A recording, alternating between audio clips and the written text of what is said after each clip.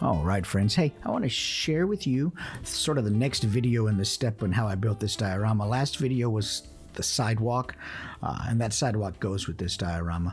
And so I want to share with you today the next video in the sequence of videos, if I can keep them in order. I always start out with good intentions. I always start out with collecting all this footage, and then when it gets time to edit it all, I forget what the heck I'm doing. So anyway, let's take a look at the dio behind Spider-Man here. And I mean, you can notice all the textures and the different highlights and shadows and the way that this, dio photographs really nicely. But first, before I talk about that, let's look at Spider-Man, because this Spider-Man shot is really cool, man.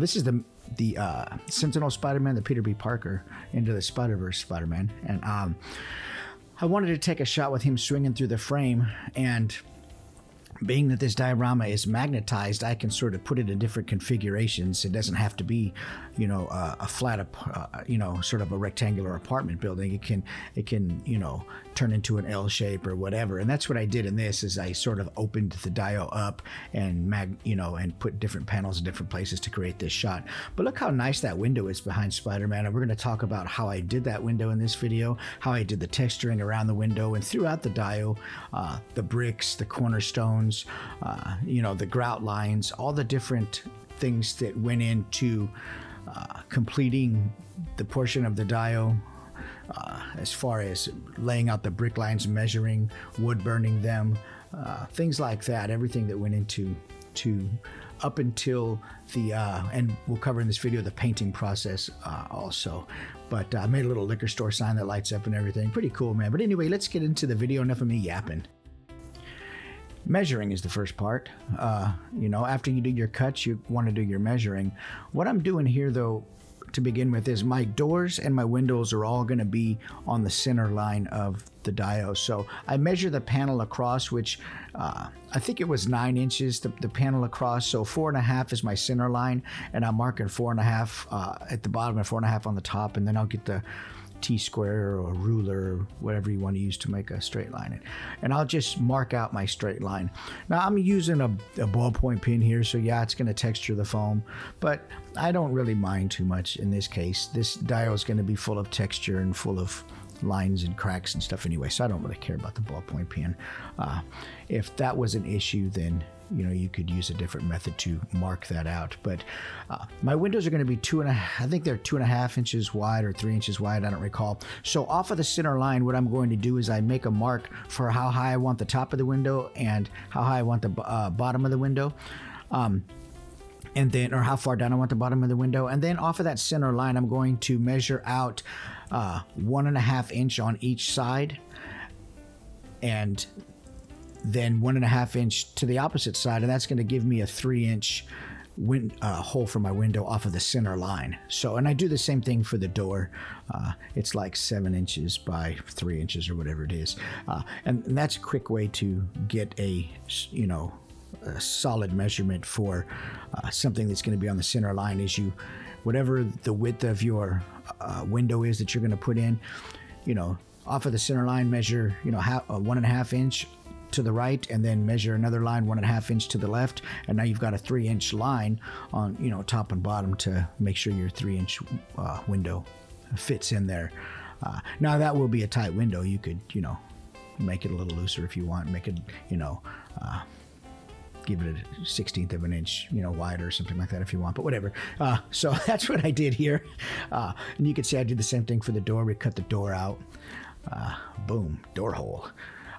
Now you think, my door hole is high, but keep in mind, I'm going to be setting this down, not on top of the sidewalk, but below the sidewalk. So the sidewalk is 1 inch, because XPS foam that I use is 1 inch thick. So that's why the door is high here. And then I'm going to have stairs going up to it. So you're going to cover all that with more stuff, so it doesn't really need to be right down at the bottom of the door frame. Let's talk about the brick lines, because sometimes people still struggle with brick lines and they message me and ask me and stuff, but it's really pretty simple. I'm going to make, going down the length of my dio, I'm going to make marks every half inch because my bricks are a half inch tall by 1 inch long. So I'm going to make a half inch mark, a mark every half inch down the length of my dial. And you can do that on the opposite side too, and then match the lines up. But since I have a T-square, I'm only going to be doing the half inch marks on one side because my lines are pretty straight using the T-square, so I can go ahead and just drag them all the way across. So here we have the height of the brick. Okay, these lines are going to be how high the brick is. They're a half inch high. And we're just going to go all the way down and make lines every half inch. Fun, right? You can see I got some various marks. This is some scrap foam that I had around, and it had marks and stuff on it from other things that I was going to be doing that I never did, which is about how it usually goes for me. And instead of wasting that foam, I just, I'll paint right over the top of that stuff, and I can use it to make holes and texture in the dial later. It doesn't matter in this case. So, but at any rate, half inch all the way down. T-square is really handy. There you go. Now, this next line is going to be for how wide the brick is, or how long the brick is. Not how wide, tall it is, but how, I don't want to confuse myself, how long the brick is. So they're 1 inch long. So we're going to go from the top now, and I'm going to make a mark every inch. Okay, that's the length of my brick. And you only have to do this on the very top and the very bottom.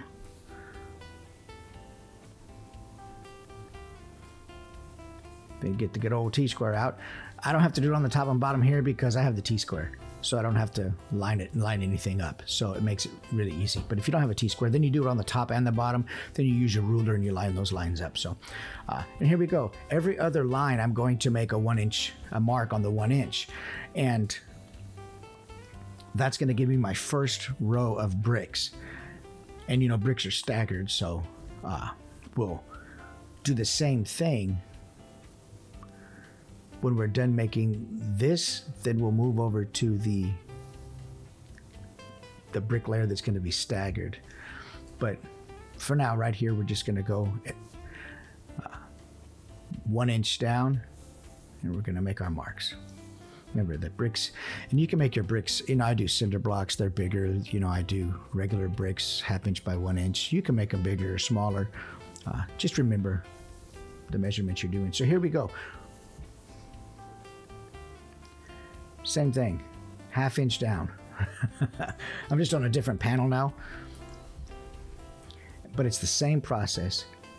See, this is how tall the brick is. It's half inch tall, and I'm just doing it on a different panel here. Same thing. I had 1, 2, 3 panels, and I had to do the same thing on all 3 panels. So I'm just showing you here that it's kind of a repeat process. And see there, you can still see my center line on the window. Everything is right to the center line on this. Now if I was going to do 2 windows per panel, it'd be different. I could still make my lines, and the measurements would just be different. But for the sake of simplicity on this dial, and it wasn't very wide, I just went with everything on the center line. So same process here. Now we're going to make our mark every 1 inch, and those are going to be how long the brick is. Same thing as the first panel. And we're going to go down and make our lines every inch, but not on every line. You're going to do 1 inch. You're going to go to your line. You're going to mark it 1 inch, skip a line, mark it 1 inch, skip a line, mark it 1 inch. You're not going to do 1 inch on every line because then you're going to get a checkerboard pattern. You don't want that. You might want that, but I didn't want that. So at any rate,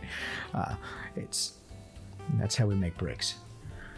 Then we grab our little aluminum foil ball and we texture up bits and pieces of each panel where I think the texture should go. And after I texture it, we'll get the wood burning tool out, and I'll make a couple practice lines here on a piece of scrap foam, making sure that I've got the right temperature so that my lines aren't going to be too deep. These lines need to be really shallow. I don't want a deep grout line at all. So I make my passes, and if you make a couple mistakes, which I always do, it's okay. It's going to add to the texture of the building. I don't mind, unless I got some big, deep, huge gouge. But that's why I make my practice pass on the plastic piece or the scrap piece of foam. And then I keep the cord over my shoulder so that it's not dragging across and getting in my way. Next, I'm going to use some more apple barrel pewter gray. And I'm going to lay down a base coat with a chip brush of pewter gray onto the foam. That's going to seal the foam, and it's going to give me a nice neutral color for when I mix my paints later that I'm going to airbrush on here. I'm going to make a brown that I like for this building. I brush this on really. I don't want to glob it in there. I don't want to fill my lines that I just put in there with the wood burning tool with paint. I don't want to fill them to the point that you can't see the line is what I'm trying to say. Brush it through there, cover the pink, make sure no pink is visible. Don't glob it in there and fill the lines so that you lose detail.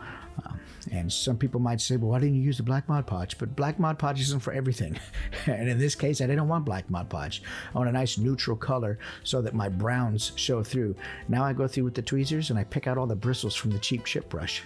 That's a tongue twister, from the cheap chip brush. I talk too much. But anyway, yeah, the chip brush always leaves behind bristles. So you got to get them, because what'll happen if you don't, then of course it'll dry, and when you go to paint the next stuff on there and airbrush it, you're going to see this piece of chip brush bristle. One more time, chip brush bristle. There we go.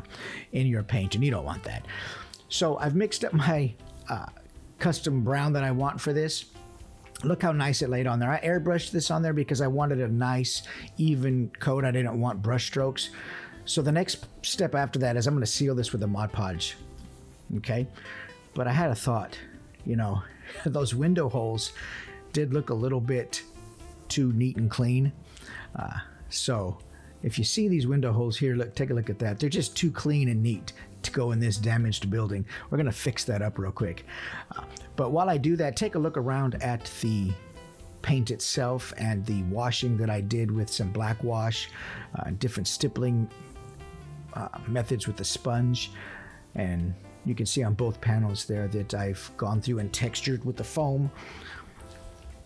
And I've made random various marks on there just to kind of create some age and distress. And then I black washed it with the watered down black apple barrel paints. But the airbrushing gives the brick a much more even, softer look. I like it personally better for this project. Sometimes you might want to paint the brick or dry brush the brick. It just depends on what you're after. But here I wanted a nice consistent color across. And it uses a lot less paint. I'm telling you, if you were to brush this on, you're going to go through a lot more paint. And if you're going to dry brush this on, you're going to go through a lot more paint too. Airbrush, you mix that stuff up, whoosh, and there you go. So at any rate, enough being said about how I painted it. Let's talk about how I distressed this window. I took my perfectly good clean window hole and I ran a blade through it, and I'm tearing some foam out. Probably about 1/8 of an inch is what I figured here.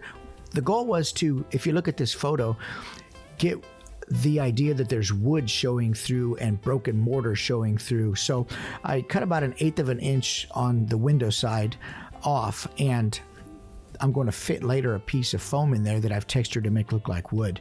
And that's what I'm doing here. I'm just cutting it off from the front and the back, and I'm only doing it from one side, not both sides, because both sides I think could probably look a little too much. I just wanted to break up the cleanness of the window. The nice thing about 3D printed windows is they go in really clean. The bad thing about 3D printed windows is your window holes look really clean. And if you're trying to make a distressed window, it doesn't work. So this was an afterthought anyway. So this is a cool way to kind of see how you can still do stuff like this, I guess, after you've already made a clean window hole and filled it with black Mod Podge and made it look real nice and clean. This is kind of an afterthought. Now I'm going to go through and just chip away the edge there with my fingernail and just kind of break it up a little bit, giving the sort of a randomness to it, but not, you know, your fingernail has a slight curve to it, so don't just rely on the fingernail, kind of chip it away and pull it and pinch it, and that's what I'm doing here, just to give an even broken sort of look to it. And I'm not going all the way through to the backside with this either. I'm just creating enough depth that I can fill this in with an AK Terrains product called AK Terrains Concrete. You can use gray paint, you can use, you know, grout sand, you can use whatever. To make this really simple, I just use AK Terrains product that was already mixed up for me, and it brushes in real nice, and then I just clean it off with a damp rag. We're going back through with the X-Acto blade now that I've made those, you know, chip marks with my fingernail, and we're going to drag back toward me some little rat tail kind of lines, some little squiggly crack lines that sort of accentuate the chips. Where that mortar's chipped away with my fingernail, you would on the other side of that have some crack lines in real life, most likely. So that's what I was doing here with the X-Acto blade, and it just kind of adds another layer of depth to go along with that brokenness around the window frame. So here what I'm doing is I'm just going to dry fit the window, make sure that it looks good, and you can see I've got that about 1/8 of an inch gap on that one side. It's pretty much perfect. Now I'm getting a scrap piece of foam out of my bag here, and I'm just going to hit the Proxon, and I'm going to give a quick eyeball measurement on that window hole, and I'll cut a real thin piece off the Proxon there, and I'll take a broken piece of wood and I'll drag it across the piece of foam that I cut, and I'll get all that broken wood texture from the wood, and I'll sort of use that and just, like I say, just run it through the foam, and it makes a really nice wood texture. You can use a wire brush too. You can use whatever you want to use. Sometimes it's nice to use the wood because it gives a little bit of a different look than a wire brush, and it just looks cool to me. So that's what I do. I hit all sides. I've got 3 pieces because I've got 3 windows in this style, and I'm going to do the same thing on all 3 windows. So once I've got those pieces of foam to look like wood, I paint them up, and here I'm going to use hot glue to put them in. Now normally you wouldn't want to use hot glue on a windowsill on pink XPS foam because you can really melt away and damage your foam. But here it didn't really matter too much if it melted a little bit of the foam on the inside of the window frame, because I'm going to be filling this in with that AK Terrains. You can see I've already got AK Terrains on there. And also you can see too the black Mod Podge. If you cut a window hole or a door hole and it's a little too loose, you can add Mod Podge into that hole, black or clear Mod Podge, whatever you want. And the Mod Podge is going to give you sort of some mass back. It's going to tighten that hole up a little bit for you, so that when you go to put your window, now if you cut it off by, you know, a 1/2 inch or a 1/4 inch off, the Mod Podge isn't going to help you. So, but if it's a little bit, you know, a 1/16 of an inch or something like that, you could put that Mod Podge in there with some black paint, and it'll tighten that hole right up. But anyway, that wasn't an issue here because I went in with I wanted to loosen this hole up a little bit and make it, you know, sort of look distressed and aged, and I think we did a pretty good job. Let me bring that picture up one more time. Look at that. It looks like there's wood coming through that damaged window hole, man. I mean, I think it looks pretty cool. It's just another layer of realism or depth, you know, to your dio. It just shows that, you know, you might have took a little time in doing this and kind of planned it out. I don't know. Even though this was an afterthought, I just got to looking at that window and I'm like, man, this looks too clean. Let's bang it up a bit, right? So, and there you go. The window fits in real nice. We're looking good. Got a good tight fit. Too tight almost. You can see the black Mod Podge in there really helped. But I don't want the window flush or recessed back. In this case, I want it flush with the face of the brick. So at any rate, yeah, we're looking pretty good, man. Hey folks, just a reminder, if you haven't done so, like and subscribe to the channel. I really appreciate it. And stay tuned for the next video. We're going to be building on this dio once again also, and I'll share with you some more of the process. But this gives you an idea how I measured, aged a window, painted it, and we'll get on to the next part of the video. But take a look at that window once again, man. I mean, that came out really nice. Got the decorative brick over the top and stuff like that. Really cool looking. Just a reminder, I sell all these 3D printed props too on my website at scifulimagery.com. Check it out, folks. Take care.